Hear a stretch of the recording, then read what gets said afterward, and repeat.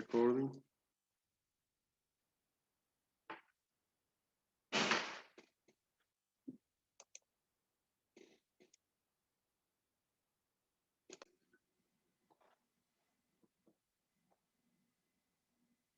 Muy buenas tardes, saludos a todos, compañeros de nuestra amadísima Universidad Centro Occidental Lisandro Alvarado y de nuestro queridísimo Hospital Central Universitario Antonio María Pineda. Hoy muy contento pues, de ser invitado a este congreso, noveno congreso de nuestro queridísimo hospital. Y bueno, esperamos que sea de agrado y que sea de participación general. La idea de esta conferencia, Control Prenatal, una actualización, es hablar un poco de las cosas que que se está haciendo en otros países, ¿no? Por las situaciones de nuestro país, pues muchos médicos se encuentran en diferentes latitudes y ciertamente hay ciertas divergencias pequeñas, en otras oportunidades bastante amplias en cuanto a las medidas de manejo, y en este caso, pues el control prenatal que no compete. Les habla el doctor Miguel Rodríguez, yo soy egresado de la UCLA, médico general de la UCLA, médico familiar de la UCLA, ginecólogo obstetra de la Universidad de Carabobo y magíster de educación de la UPEL. Vamos entonces a dar inicio. Control prenatal, definición. Cuando hablamos de control prenatal, tenemos que tener claro que el embarazo es un proceso totalmente fisiológico. En este sentido, más que un control, es un monitoreo de un proceso completamente normal, que en la medida que el monitoreo sea efectivo, podemos detectar cambios o ciertas modificaciones que pueden tornar todo ese proceso a unas condiciones patológicas. Y si hay factores de riesgo asociados previos, pues con más razón hay que tener un manejo más cercano, ¿verdad? ¿Cuándo iniciar el control prenatal? El control prenatal se inicia incluso en una consulta preconcepcional, que muchas veces no es dada por el ginecólogo obstetra, sino muchas veces por el médico primario, el médico, o el llamado médico de cabecera, o el ginecólogo general. Hay que, en este sentido, si se da esa consulta prenatal, que digamos que pasa a ser como un 5% de los casos, la pareja que acude porque desea tener un bebé sin tener problemas de concepción, simplemente está planificando y quiere hacerse su examen y su control previo.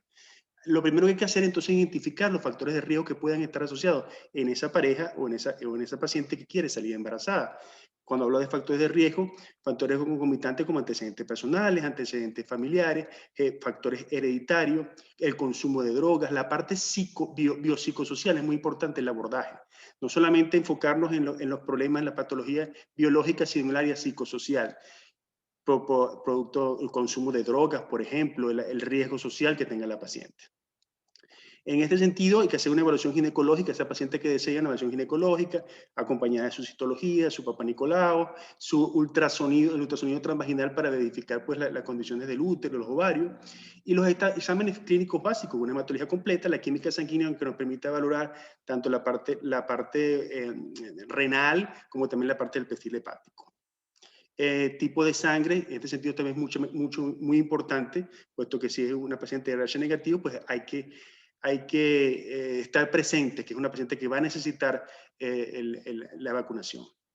Enfermedades de transmisión sexual, hay que hacer los exámenes pertinentes, sobre todo el hepatitis B, la antihepatitis B, la hepatitis C, HIV, y los exámenes genéticos, que no se hacen en todos los países, pero que sí es importante en países donde hay una alta inmigración de personas caucásicas, europeos, donde hay antecedentes genéticos desde el punto de vista recesivo, que se pueden indicar en la paciente para saber si hay predisposición de que pueda adquirir el bebé enfermedades genéticas de tipo recesivo. La vacunación, entonces es oportuno el momento para indicar la vacunación, sobre todo de la rubiola, la hepatitis B, puede ser también la varicela.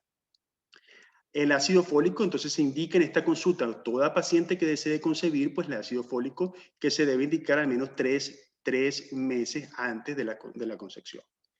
Y por supuesto, pues la referencia oportuna si encontramos una indicación o un antecedente, un factor de riesgo importante que haga pensar de que la paciente necesite un control multidisciplinario, como en el caso de enfermedades de colágeno en general, o pacientes en los que se le encuentra una enfermedad infecciosa tipo HIV, etcétera, necesita, por supuesto, el acompañamiento con su especialista. En la primera visita, que vendría siendo el 95% de los casos, esa paciente que nos dice que está embarazada, que considera que está embarazada por muchas razones, pues que hay básicamente la que llega por retraso menstrual, me disculpan este término aquí, amenorrea, lo coloqué en inglés, que ya hay un retraso menstrual de más de 3 ciclos, que entonces consideramos como una amenorrea, un test de orina positivo, por ejemplo, o que haya visitado a otros médicos si haya hecho un test positivo, un ultrasonido previo, o en etapas más avanzadas, puede ser también iniciales, los mismos movimientos fetales o síntomas generales en etapas iniciales, como básicamente esas náuseas matutinas que son típicas del embarazo. Náusea y vómitos matutinos. En esa primera visita, en esa paciente que nos llegó, que está considerando que está embarazada, se le hace entonces la evaluación del riesgo. Y en esta evaluación de riesgo, aspectos que conocemos que son importantes a considerar: la edad materna, la paridad, antecedentes obstétricos de la paciente, el número de parto y el tipo, si son cesáreas o partos normales, las complicaciones que pudo haber tenido en esos embarazos previos, como diabetes gestacional o preeclampsia. Enfermedades concomitantes que tenga la paciente en esta parte interrogatoria, que vendría siendo más o menos lo que hablamos de los antecedentes, que si el paciente tiene enfermedades de colágeno, si tiene enfermedades infecciosas previas, si tiene problemas en general asma, respiratorio, en general cualquier enfermedad concomitante que nos pudiera complicar el embarazo. Repito, es monitorizar un proceso fisiológico, pero que tenemos que advertir si hay presencia de problemas concomitantes que nos puedan dejar pasar ese proceso fisiológico a un trastorno patológico que indique una mayor intervención. El aspecto nutricional es sumamente importante, y hay tablas a nivel de Latinoamérica que se utilizan de acuerdo a la edad gestacional, pues el índice de masa corporal, y en esto clasificamos a la paciente de acuerdo a la obesidad, sobrepeso, normal o bajo peso. El aspecto psicológico, como lo dije al principio, ese ambiente biopsicosocial, el manejo biopsicosocial de la paciente es sumamente importante, pues nos permite muchas veces establecer riesgos, como riesgos de depresión, ansiedad, maltrato, el maltrato a nivel doméstico que se pueda presentar en la paciente, que es importante advertirlo porque nos puede en cualquier momento pues complicar el embarazo. Factores hereditarios y elementos sociales, en este caso, pues el recursos económicos y la condición de nuestro país, pues un aspecto sumamente importante en toda paciente que está embarazada, pues por la dificultad pues, de acceder a servicios de salud, de acceder a medicamentos, de acceder a los servicios básicos, que esperemos pues que Dios mediante esto pase pronto. El manejo multidisciplinario es aquí cuando encontramos, repito, cuando encontramos una condición que nos pueda complicar el embarazo, pues entonces aquí donde hay que echar a mano a su especialista y manejarlos en conjunto. No solamente con el perinatólogo, pero también puede estar también incluido allí el cardiólogo, el reumatólogo, el neumonólogo. ¿Ok? En esa primera visita hay aspectos sumamente importantes que hay que realizar. La citología cervical es uno de ellos, que se puede realizar en cualquier momento del embarazo, pero aprovechamos esa primera visita para hacerla. Los tres primeros que menciono aquí, la beta-HCG, la hormona, la gonadotrofina humana, la progesterona, el tipo de sangre y la hematología completa, estas cuatro son los básicos que podemos hacer en una batería mínima de una paciente que nos llega del embarazo. Primero, para confirmar el embarazo. Segundo, para confirmar el nivel de la progesterona, que en las primeras etapas, una de las causas principales de pérdidas fetales es la insuficiencia del cuerpo lúteo, entonces es importante saber el nivel. El tipo de sangre, si la paciente llegase a tener una pérdida, es importante saber si es RH negativo para utilizar la vacunación en el momento oportuno, a menos de 72 horas después del sangrado.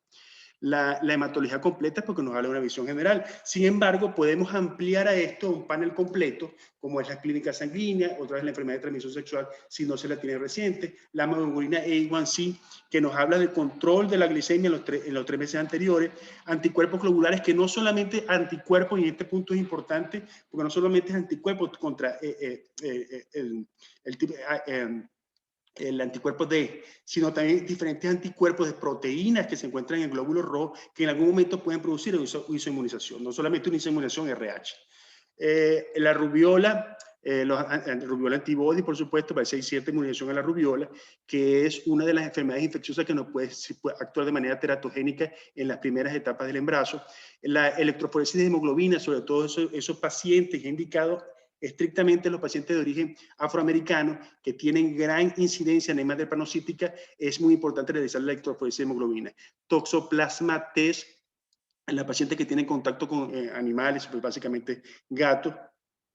La ecografía, por supuesto, diagnóstica y la evolución genética. Esta ecografía diagnóstica y evolución genética voy a hablar un poquito más de manera ampliada en las siguientes láminas. La ecografía del primer trimestre, aquí que tenemos que observar primero el sitio de implantación. Disculpen, el saco gestacional está ubicado intrauterino o si está ubicado a nivel de los anexos. O básicamente, pues es importante pues descartar que es la primera, una de las cosas más importantes es determinar si realmente está intrauterino. El nivel de implantación de este útero, porque no vamos a hablar de un brazo ectópico incluso si el nivel de implantación está bajo como un brazo ectópico cervical. El saco gestacional, las características del saco, si es un saco regular o no, las dimensiones. Si hay presencia en etapas un poquito más avanzadas del saco de Joe, vamos, el nivel de longitud cráneo-rabadilla del embrión. Y esto pues nos va a dar, recuerden que la ecografía del primer trimestre es la que más nos se aproxima a la edad gestacional, que nos va a determinar la edad gestacional. Entonces, una ecografía que es sumamente importante, sobre todo la longitud cráneo-rabadilla, nos indica más o menos el tiempo de gestación que tiene el bebé. Si el romboencéfalo lo menciono acá porque alrededor de las 7, 8 semanas, 9 semanas podemos ver una imagen anecoica a nivel cerebral que muchas veces se confunde y no es más que algo totalmente normal y fisiológico, que es el romboencéfalo. El onfalocele fisiológico, que también se evidencia alrededor de las 8 semanas, que después posteriormente desaparece. Hay que hacer también, junto con esta ecografía, la evaluación uterina y de anexos. Cuando habla de la evaluación uterina, es la presencia de miomas, la presencia de lesiones, básicamente presencia de miomas, de lesiones o malformaciones uterinas, como un útero bicorne, que nos pueden eventualmente complicar el embarazo. Entonces hay que valorar en esa ecografía las características del útero, las características de los anexos, la presencia de quistes, ¿ok?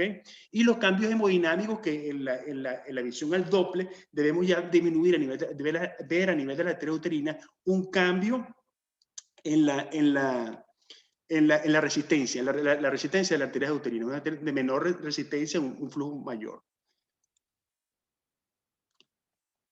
¿Qué hallazgos anormales? Esa ecografía del primer trimestre también nos permite ver hallazgos anormales, por supuesto, abortos, gestación, si no se ve el embrión a nivel de gestación, hablamos de gestación embrionada, de acuerdo, si por ejemplo el saco ya mide más, si es un saco que mide más de 25 milímetros y no hay embrión, pues ya podemos sospechar de una gestación embrionada. Obviamente la hormona, la gonadotrofina coriónica humana no va a determinar su seguimiento, la evolución y la aparición, si puede haber la aparición, el tiempo de la gestación y correlacionarlo con la ecografía para determinar este tipo de diagnóstico. Como ya mencioné, el embarazo ectópico y la enfermedad estrofláctica gestacional, ya sea mola parcial o mola completa, que la podemos determinar también o sugerir a nivel ecográfico. Principales enfermedades genéticas buscadas. Cuando yo les mencionaba que había test genético que se podíamos hacer al inicio de la consulta preconcepcional o en la primera visita, básicamente estudian muchas de las enfermedades genéticas. Básicamente son enfermedades autosómicas recesivas, que son las característicamente las que más se complican y las más severas. Y generalmente están asociadas con problemas enzimáticos. Con problemas enzimáticos. Entre las que menciono acá, fibrosis quística, que es muy común, la atrofia muscular espinal, la talasemia, Fragile X, hemoglobinopatía, básicamente la anemia drepanocytica, enfermedad renal autosómica, galactosemia. Y esta otra Duchenne, o Becker, que es una muscular distrofia, que también todas estas podemos ver genes recesivos que pueden estar presentes en la madre. Y si están presentes en la madre, hay que estudiar al padre para ver si la posibilidad de que el bebé nazca con el problema. Recuérdense que en el caso que la madre sea positiva, para esto se estudia al padre. Si el padre es positivo, el paciente se le debe recomendar una neocentesis para el estudio para el estudio genético del bebé. Recuérdense que tiene un 25% de posibilidad de padecer la enfermedad en caso que el padre sea positivo para la misma enfermedad genética. ¿Cuál es la regularidad? En esa primera visita es importante hablar con la paciente acerca de la regularidad. ¿Cómo debe ser el control prenatal?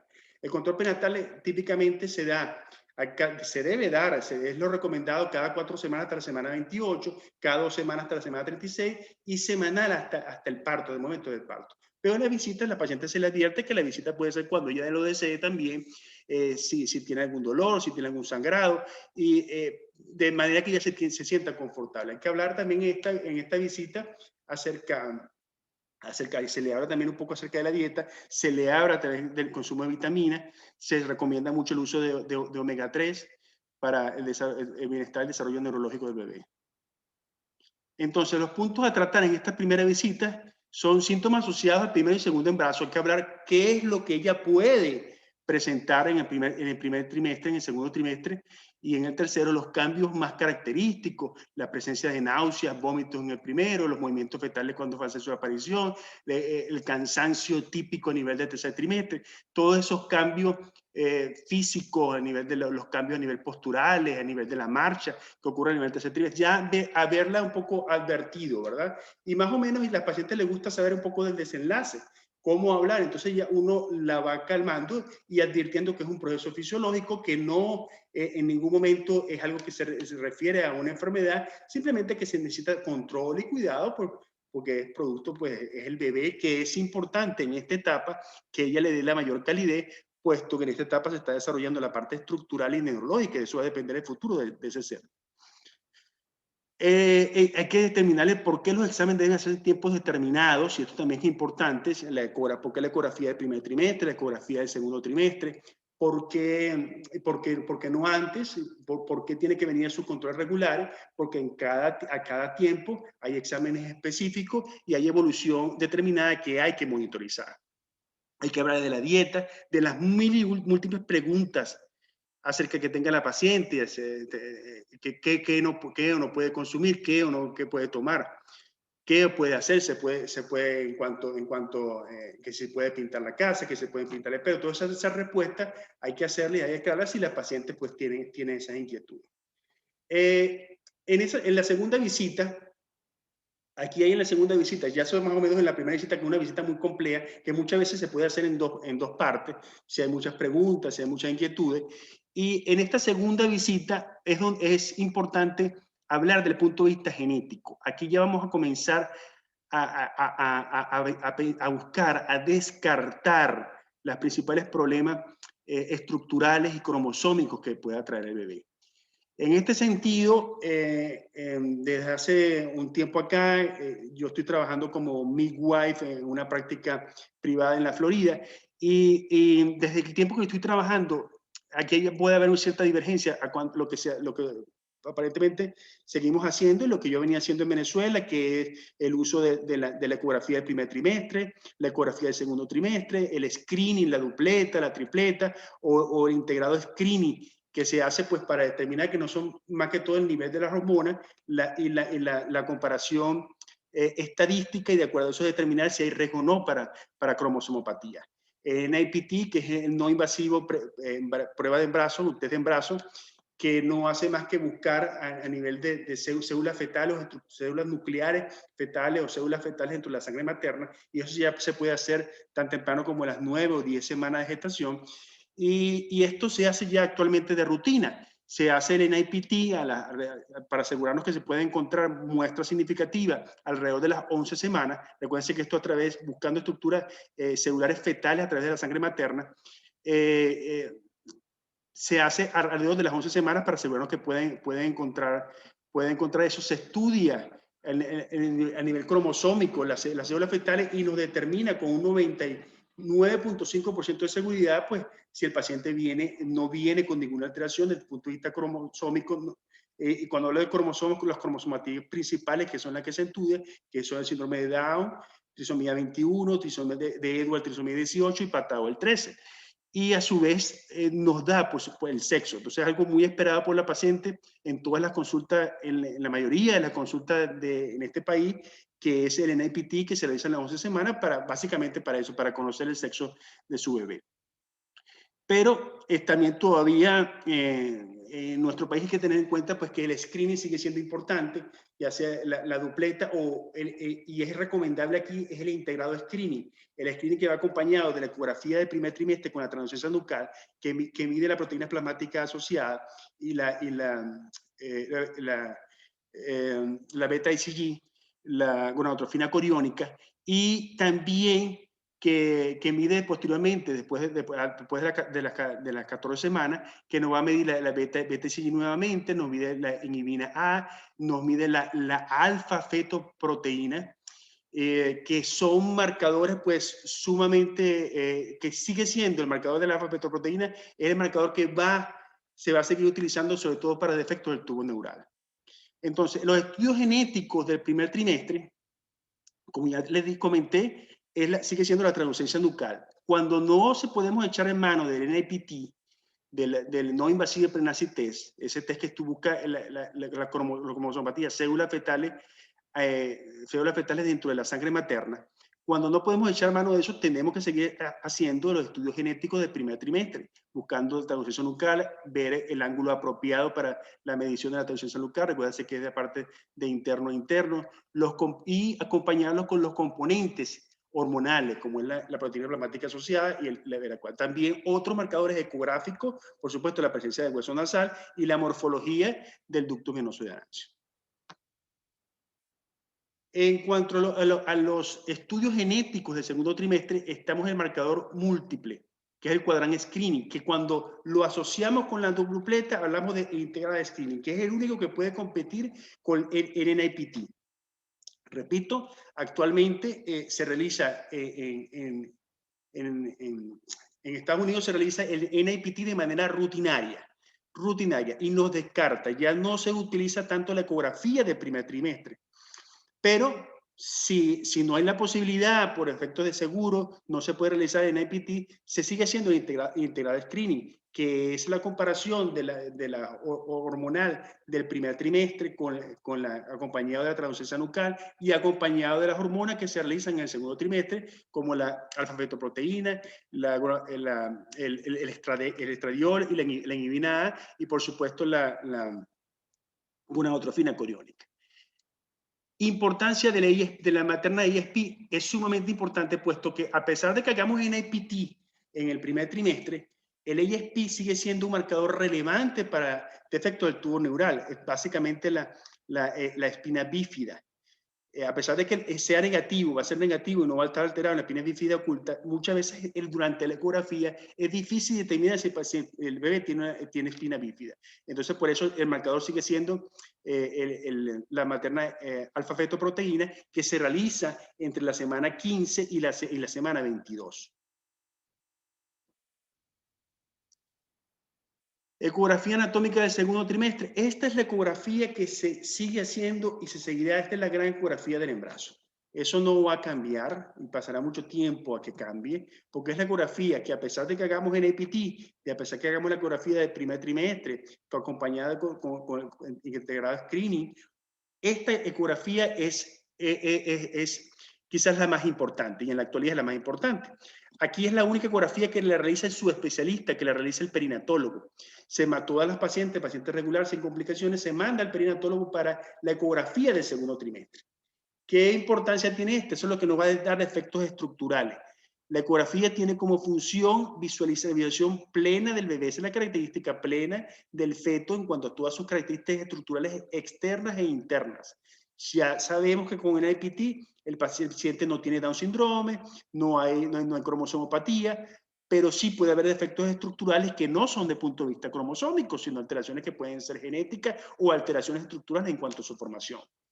Entonces, ¿qué importancia tiene detectar esto? A su vez, las medidas antropométricas que están creciendo de manera adecuada. ¿Qué marcadores? Busco marcadores cuando ya recuerden que estos marcadores, cuando no tengo NIPT, me refuerzo de la ecografía del primer trimestre, y ahora con esta ecografía del segundo trimestre es es donde voy a encontrar el mayor sustento, otro sustento para decir, no, no hay cromosomopatía. ¿Y qué era lo que se buscaba antes? Que se pliegue nucal, ventricomegalia, y esto iba sumando para pensar y sospechar cuando el despistaje pudo estar errado, sospechar de que aquí hay algo que no va bien. Entonces esos marcadores nos orientaban también para cromosomopatía. Se siguen buscando en la actualidad, desde el punto de vista cardiovascular se le da mucha importancia al foco cardíaco ecogénico, y que a pesar de no estar asociadas, también, así como también la característica de la arteria umbilical, que tenga, perdón, del cordón umbilical que tenga sus dos arterias, y el foco cardíaco ecogénico porque puede estar asociado a trastornos cardíacos. Y esto donde, esta es la ecografía que me permite decir, no, la paciente ya no necesita más estudio hasta el final del embarazo, o un control oportuno más adelante, o si realmente necesita un ecocardiograma o un control. La evaluación de la placenta, el líquido amniótico, ecografía es sumamente importante. Y aquí hay una de las diferencias cuando hablamos de placenta previa, por ejemplo, aquí ya hablan de placenta previa a las 20 semanas. Y eso tiene una explicación. No es que ellos no consideren que la placenta no vaya a migrar. La placenta migra en su gran mayoría, pero muchas veces no ocurre. Pero sí como manera preventiva, cuando logramos decir que hay una placenta previa, que en efecto previa que está por supuesto por debajo de la presentación, encima del cervix, y cuando hay una placenta previa a esta edad gestacional, que muy probablemente no se mantenga previa, pero sí nos sirve de manera preventiva para indicar a los pacientes que tengan un reposo a nivel de la pelvis, o sea, disminución de las relaciones sexuales, que no esté cargando mucho peso, que disminuya la actividad física en la medida de lo posible, que evite los viajes por avión. Y eso nos sirve pues de manera preventiva. Si bien sabemos cuando podemos hablar de que se pueden complicar en su mayoría pues después de las 28 semanas. Y por eso es que a partir de allí que nos han enseñado que hablemos de placenta previa, pero sin embargo ya en la ecografía de las 20 semanas, aquí nos dicen, no, la placenta es previa, por favor indíquele a la paciente que el descanso pélvico y las medidas preventivas que le mencioné. Evaluación de las arterias uterinas, recuerda que es una característica importante para determinar preeclampsia. Y cuando evaluamos las arterias uterinas ya debe haber cambios, y esto es muy importante, ya debe haber cambios a nivel de la placenta, ¿ok? Y esos cambios, perdón, a la placenta, a nivel de las arterias uterinas, definitivamente ya la resistencia debe haber disminuido, ¿verdad? Y un mayor paso de flujo sanguíneo, y esto es para favorecer pues la nutrición fetal.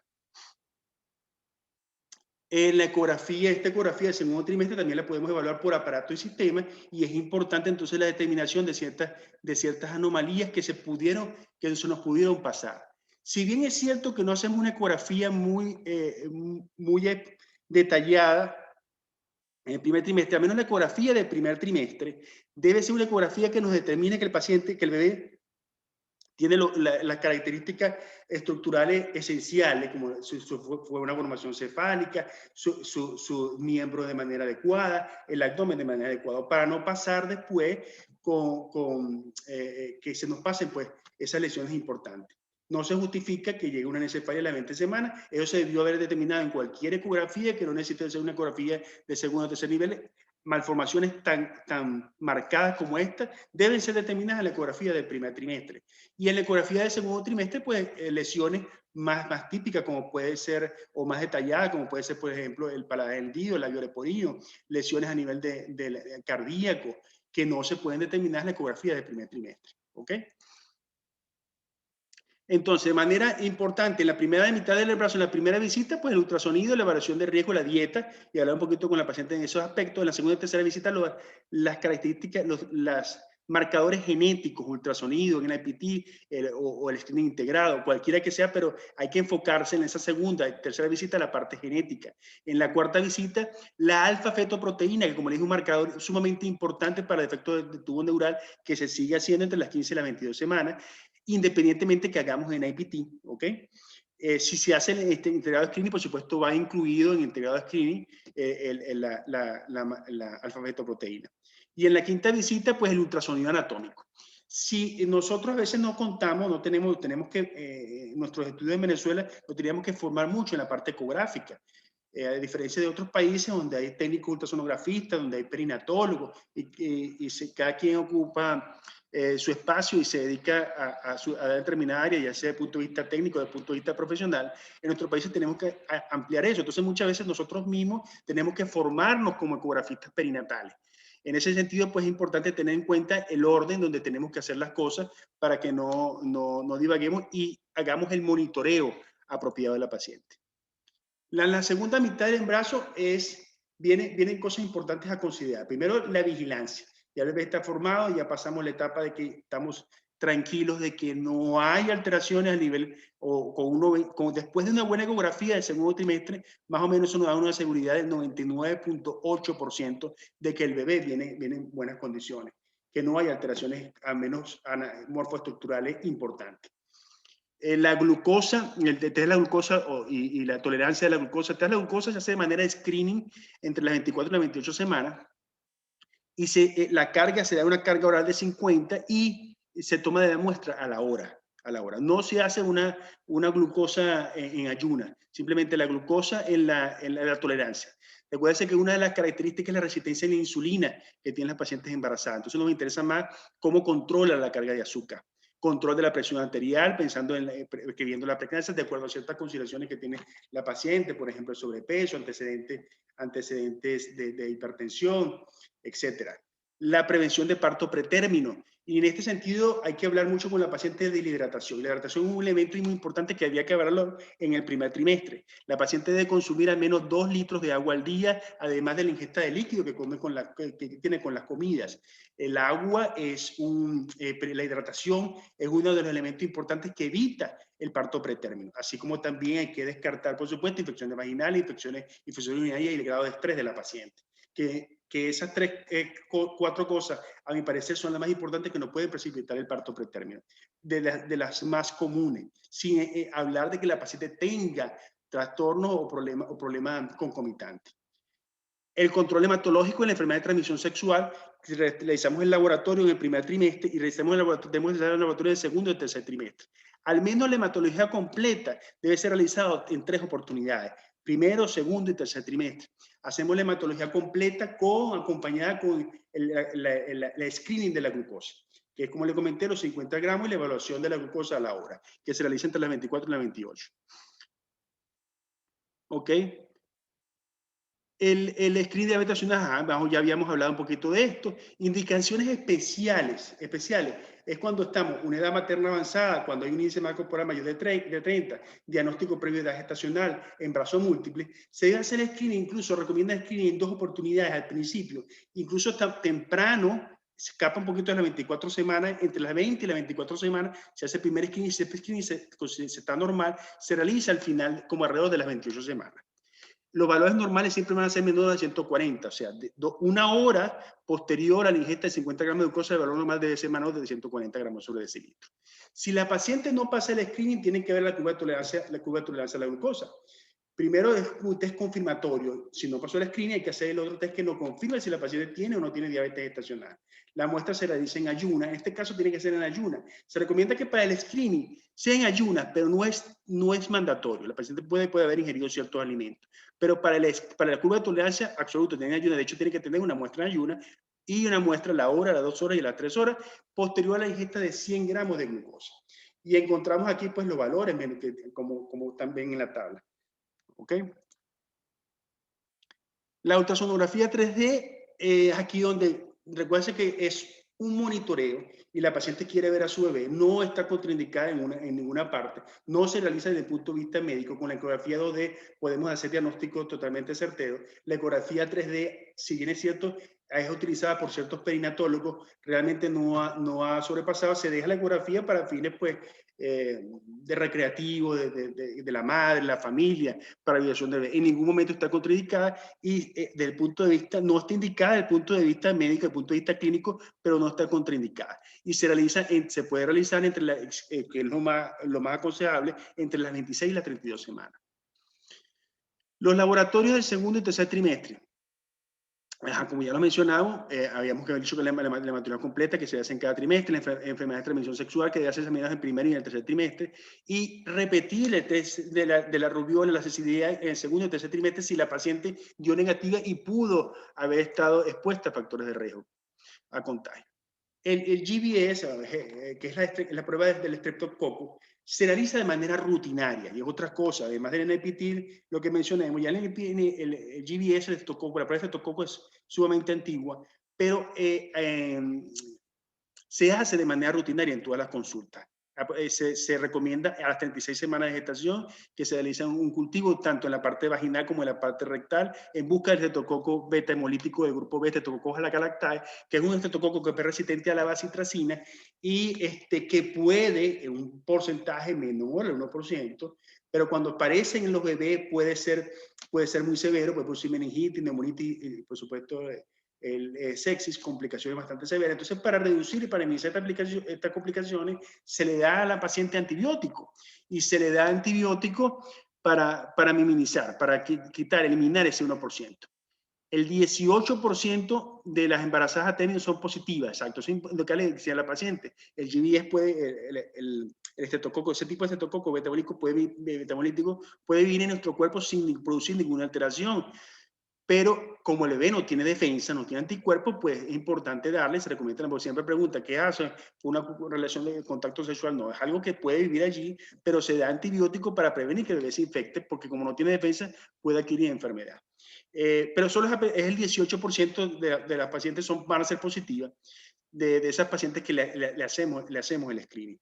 Pero repito, de todas esas pacientes positivas, solo el 1% se va a complicar. Para minimizar el 1%, antibiótico durante el parto. Aspectos relevantes en el tercer trimestre del embarazo. Por supuesto, aspectos hay que considerar. La aparición de la preeclampsia, la diabetes gestacional, amenazas de parto pretémico, ruptura prematura, la ruptura prematura de membrana. Todas esas cosas hay que advertirlas al paciente y hay que estar chequeando. Por eso es que el monitoreo después de las 36 semanas se hace semanal, preveniendo todas estas complicaciones. ¿Ok? Hay que evaluar también el posible crecimiento fetal restringido y la causa de ese crecimiento fetal restringido, la ecografía regular junto con acompañada de la ecografía Doppler. A su vez, las características fetales, la macrosomía y otros. El perfil biofísico ecográfico y el perfil biofísico fetal, el perfil biofísico fetal en general, que está acompañado de valores ecográficos y valores, el denominado, el test no estresante.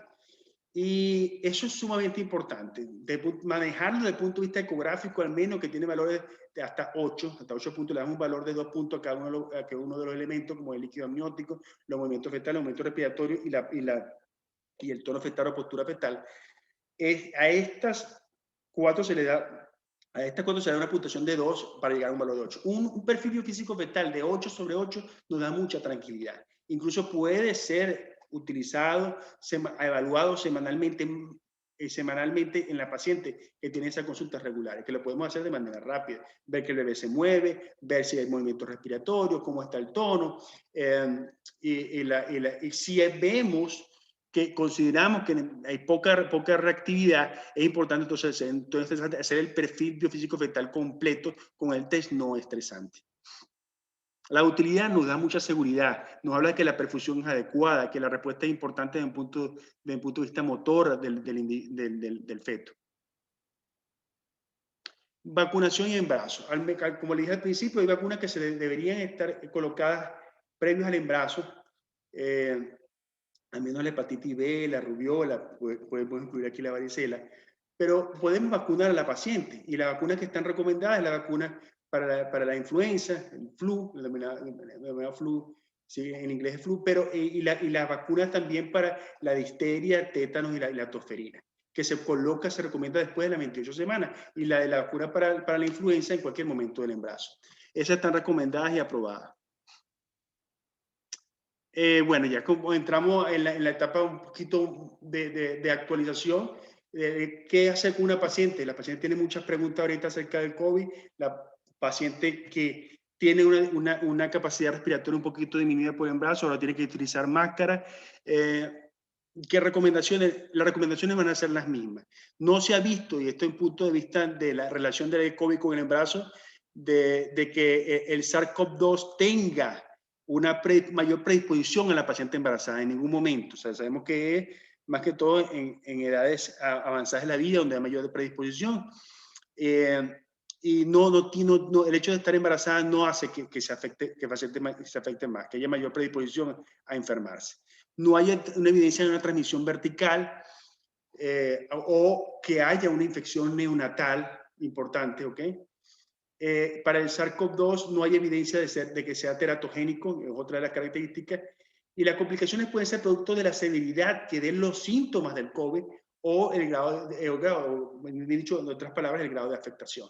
Pero en ningún momento por el hecho del COVID per se, que el COVID vaya a alterar, vaya a producir efecto teratogénico, vaya a infectar al bebé, etc. Las medidas preventivas deben seguir siendo las mismas a la población general y se debe preservar, por supuesto, la lactancia. A pesar de que la paciente sea positiva para el COVID, obviamente cuando haya la atención del parto hay que estar preparados y con las medidas preventivas referentes a todo el personal que vaya a atender a la paciente, y se debe preservar de cualquier forma la lactancia materna. Se ha visto que sí hay contagio posterior al nacimiento del bebé, pero que el bebé no presenta ningún tipo de alteración, como en la mayoría de los niños, que prácticamente no están de ninguna manera afectados por la infección. Bueno, hermanos, hermanos y hermanas, esto es cuestión de tiempo. Se tuvo que hacer la conferencia de este punto de vista online.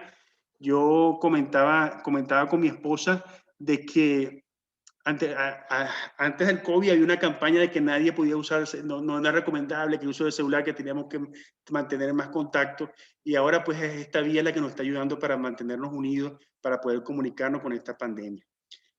Son cuestiones contradictorias, pero es cuestión de tiempo también volver a ese momento donde nos podamos reunir todos en un congreso, podamos compartir los conocimientos, hablarnos, abrazarnos, y estar en esas instalaciones tan queridas como son de nuestra universidad y nuestro hospital.